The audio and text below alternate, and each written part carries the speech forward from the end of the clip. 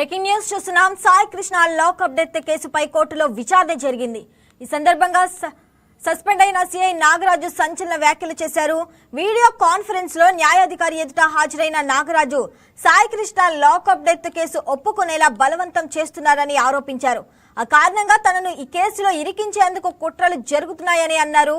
గతంలో సిట్ విచారణకు పూర్తిగా సహకరించారని, తన దగ్గర ఉన్న పూర్తి సమాచారాన్ని అందించామని నాగరాజు కోర్టుకు వివరించారు.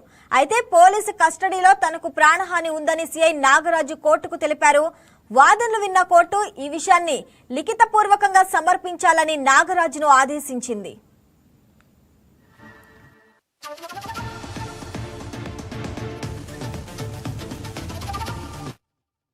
రైట్గా దీనికి సంబంధించి మరింత సమాచారం మా కరెస్పాండెంట్ బిందు అందిస్తారు లైవ్ లో. బిందు, చెప్పండి. సాయి కృష్ణ లాకప్ డెత్ కేసుపై అయితే కోర్టులో విచారణ జరిగింది. అయితే సిఐ నాగరాజు దీని గురించి సంచలన వ్యాఖ్యలు చేసినట్టు తెలుస్తుంది. ఏంటి అసలు అప్డేట్స్?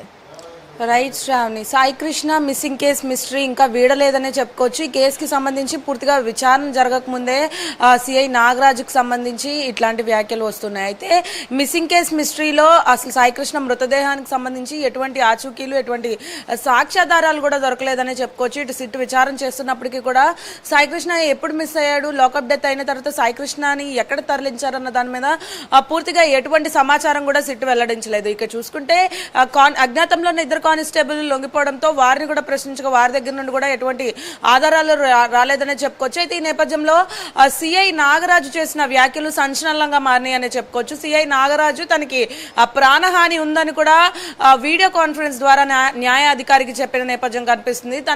తనకి ప్రాణహాని ఉందని సిట్ అధికారుల ద్వారానే తనకు ప్రాణహాని ఉందని కూడా చెప్తూ ఉన్నారు. అయితే దీనికి సంబంధించి న్యాయాధికారి వాదనలు విన్న తర్వాత లిఖితపూర్వకంగా ఇది సిఐ నాగరాజుని రాసి ఇవ్వమని అయితే చెప్పారు. సిఐ నాగరాజు తన దగ్గర ఉన్న ఆధారాలన్నీ ముందుగానే ఇచ్చానని, సిట్ అధికారుల విచారణలో కూడా తను సహకరించారని వాపోతున్నారు.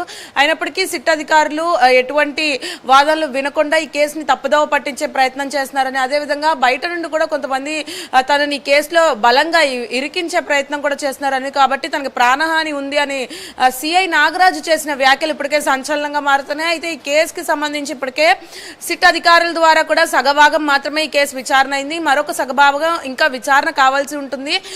మృతదేహం మిస్సింగ్ మిస్టరీ ఇంకా వీడలేదు కాబట్టి ఈ సగభాగం మిస్టరీ కేసు ఏదైతే ఉందో అది విచారణ చేయాలని కూడా సిట్ అధికారులు ఇప్పటికే కోర్టులో అప్పీల్ చేసిన నేపథ్యం కనిపిస్తుంది. అయితే ముఖ్యంగా సిఐ నాగరాజుతో పాటు ఇప్పటికే 6 నిందితులుగా గుర్తించబడ్డారు. ఈ 6లో కూడా నలుగురు కానిస్టేబుల్, ఒక అతను సిఐ నాగరాజు మిత్రుడు సురేష్, ఇంకొక లేడీ కానిస్టేబుల్ కూడా దీంట్లో ఉంది. అయితే దీని మొత్తం మీద 6కి చేరుకుంది లెక్క. అయితే ఇంకా సాక్షులకు సంబంధించి 17 మంది సాక్షుల్ని ఇప్పటికే విచారించారని తెలుసుకోవచ్చు. అయితే ఇంతమందిని విచారించినప్పటికీ కూడా ఈ కేసు ముందుకెందుకు వెళ్ళట్లేదు, త్వరితగతిన ఈ కేసు ఎందుకు పూర్తవట్లేదు, సాయి కృష్ణ మిస్సింగ్ కేసులో మృతదేహాన్ని మాయం చేసిన ఏదైతే సీన్ ఉందో అది ఎందుకు బయటపడట్లేదు అన్న దానిపైన కూడా పలు ఆరోపణలు వినిపిస్తున్నాయి.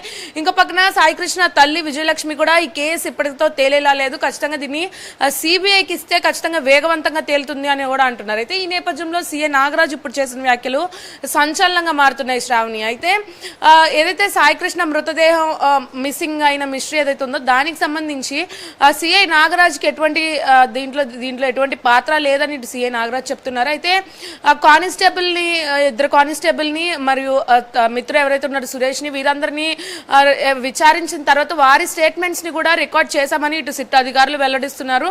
ఇటు చూసుకుంటే ఇప్పుడు సిఐ నాగరాజు నా పాత్ర ఏమీ లేదు అని కూడా అంటున్నారు.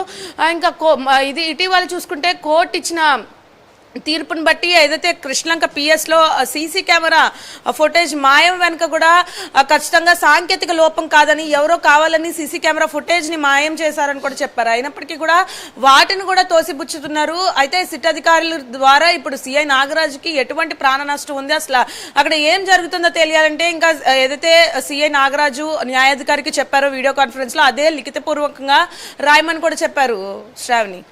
Right Bindu, thanks for the updates.